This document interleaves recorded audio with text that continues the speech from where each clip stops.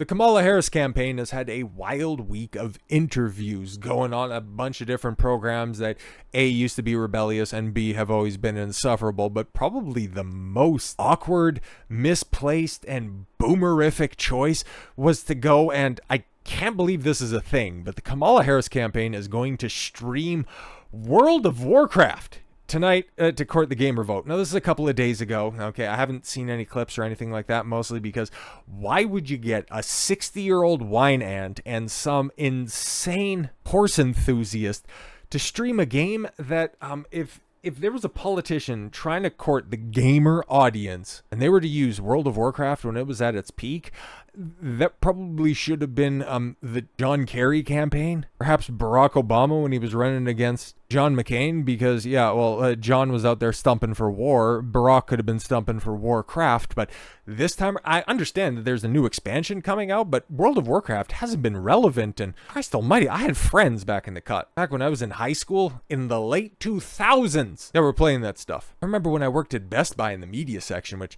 doesn't even exist anymore. Boo. Or what was it? Mists of Pandora was first coming out. Like, they had the box set, right? Like, you could come in, you'd get a free month of WoW, and then you'd get the 3 expansions that were out there. I forget the one that was in green. Okay, you had the base game, you had the one in green, and then you had a Wrath of the Lich King, and I think, like, did Cataclysm come out later? I never played WoW or anything like that, but just because I was around all of that stuff, I kept up with the expansions as they came out because I seen the big boxes that were there. This game has fallen off so much, and this is, yeah, exactly. Like, they're aping the meme in the byline, but WoW, more like, WoW, get off your computers and go vote. But I never thought that we would get something more cringy than Pokemon Go to the polls, but we have boomers sitting around playing World of Warcraft, trying to court the gamer audience in 2024. What is going on, man? Like, what's the thought process behind this? Let's see if we can get some of this.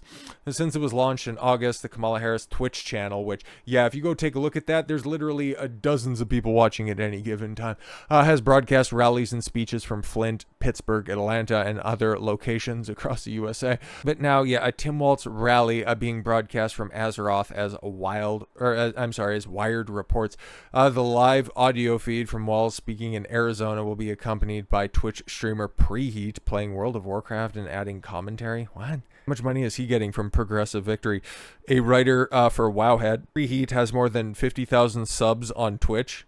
That's it? This is the best you could do? Like, I understand that you guys got iced out from streaming with Kai, but you got to stream a Tim Walz rally on a mediocre-sized Twitch channel? Okay.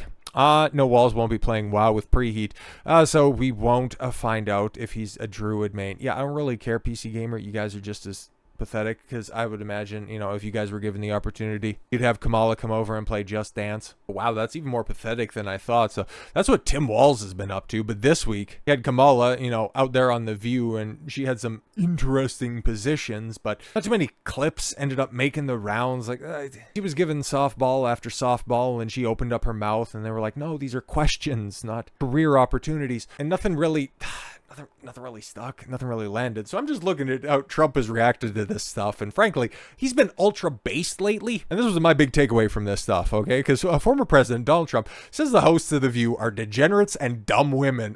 This is a 2015, 2016 Donald all over again. And frankly, the reviews are in, and well, President Trump is right again. They're the dumbest women on the planet. And I wonder if they've walked back their endorsement of Diddy back in the cut. Yeah, no, that's kind of interesting. And of course, something else that I talked about a little bit earlier this week was that Kamala going to be on the Howard Stern show. And this is after Howard Stern said that, once again, sun rises in the east, sets in the west, and Howard Stern thinks that if you're a MAGA supporter, you're just a racist. That if you didn't a lockdown for 2 years, you were out there trying to kill grandma. But hey, if you have a turkey neck like that, I suppose you too would also be scared of the common cold. But he also had a softball interview, which, again, wouldn't think any differently, but I was also looking for clips from this. But yeah, another forgettable interaction other than Howard just repeatedly sticking his foot in his mouth and nobody really caring because Stern's relevant. The View is a meme, and Harris is going to get absolutely shellacked in a month's time. Trump slams beta Howard Stern for softball interview with Kamala Harris ahead of the 2024 election.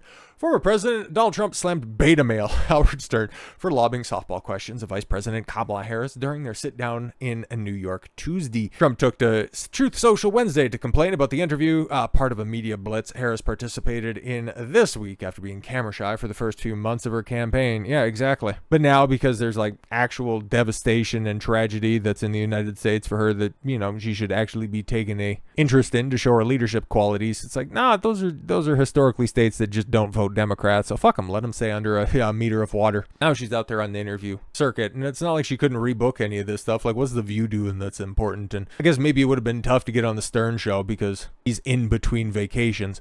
During Stern and Harris's back and forth, Stern recalled his own falling out with the Republican nominee. Yeah, of course, because he wanted to sit at the cool kids table, and well, Trump was a Republican, and boo, we can't do that, even though, you know, prior to him coming down the golden escalator in 2015, the entire industry loved Trump. But beta male, okay, we get to do Trump here. God, it's been a second. Beta male, Howard Stern, he's a very insecure man, made a fool of himself with a low-rated radio show where he interviewed lying Kamala Harris and hit her with so many softballs. I would imagine, you know, somebody that accustomed to softballs, you would have thought that she could have even handled those questions better. People tell me all the time this was one of the worst interviews. Questions, yes, that even she was embarrassed. The Republican nominee said Stern looked like a real fool, looking so hard to make a totally incompetent and ill-equipped person look as good as possible, which wasn't very good. It was very bad. It was a lot of soft, easy questions coming from a very soft beta male. He's a beta male. No testosterone left. Old Howie has left the building. Yo, man, could you imagine back in the cup? Back when Howie used to have whores in the studio. Well, I guess not much has really changed. But it's crazy. Like, the biggest slip up, the most viral interview to come out of this past week was actually a recorded bit. Like, at least, you know, got to give Kamala a little bit of credit on this one. She was live on The View, live with Stern, but this 60 Minutes interview, this shit was pre-taped. She was so bad that she couldn't even look better in the edit. What the fuck happened? And as Trump has pointed out over here on Twitter, he didn't have to, you know, go on his uncensored rants over on Truth Social. A giant fake news scam by CBS's 60 Minutes. Her real answer was crazy or dumb.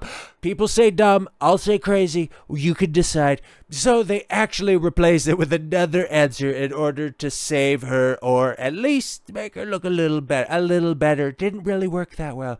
A fake news scam, which is totally illegal. It's fake news is fake news. A fake news scam. Take away the CBS license. Election interference. She's a moron. And the fake news media wants to hide that fact. An unprecedented scandal. The Dems got them to do this and should be forced to concede the election.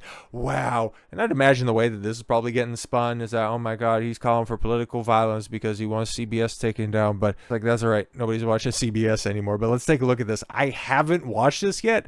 Is probably bad because A, it's 60 Minutes, and B, it's Kamala Harris, right? And we've seen this bitch for what, you know, the better part of a decade now, act a fool on the public stage.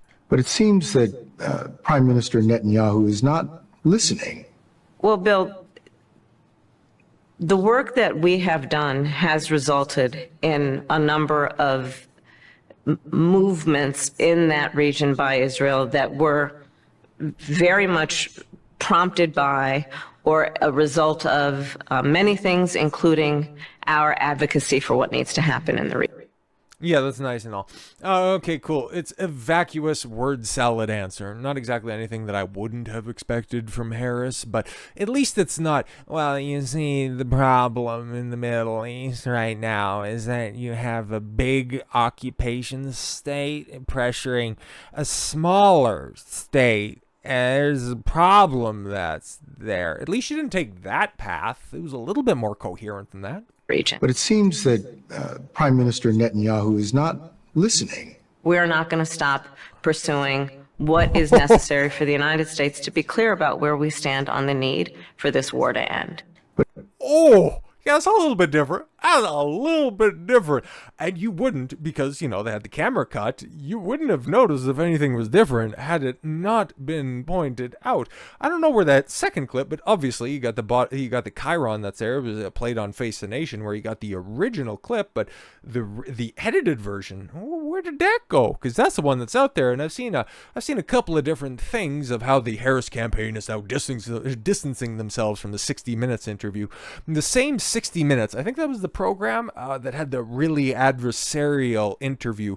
I think that was just before Trump caught the coof in 2020, where he was trying to point out the Hunter Biden, the laptop scandal, the laptop from hell. It's totally real. It's got Biden caught red-handed, and you guys don't want to look at it. And they were fighting back, saying, "Oh, the 51 information and intelligence organizations have signed off and said that that's Russian disinformation."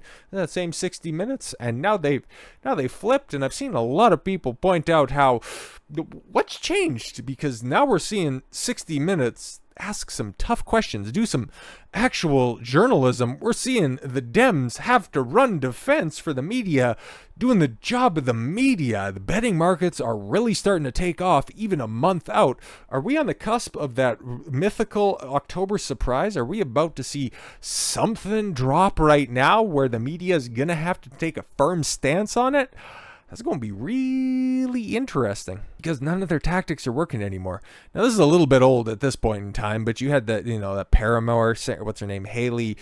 I don't know, man. She was exposed to being a 304 back in the cut a long time ago, but she's out there, saying how Donald Trump's a bad man, you can't vote Republican, blah, blah, blah, reading off of, cue cards, right off the Democrat script, and it's just been hacked for so long. Everybody's tired of it. That's why, I don't really have that much enthusiasm around this election cycle. It's just things are starting to heat up right now, and as, somebody who's been politically aware longer than I can remember. Definitely remember the goings on of the Clinton administration when it comes to Canadian politics. I won't bore you, but basically what all of our own programming centered around, just, bootlicking for the Liberal Party, even back when Jean Chrétien was the Prime Minister. Likes of This Hour has 22 minutes in Royal Canadian Air Force, making fun of Preston Manning's Reform Party. If you know, you know, and if you don't, Canadian content didn't always used to be so cringe. But all of these old tired tactics that a lot of people are just fed up with really aren't working anymore, man.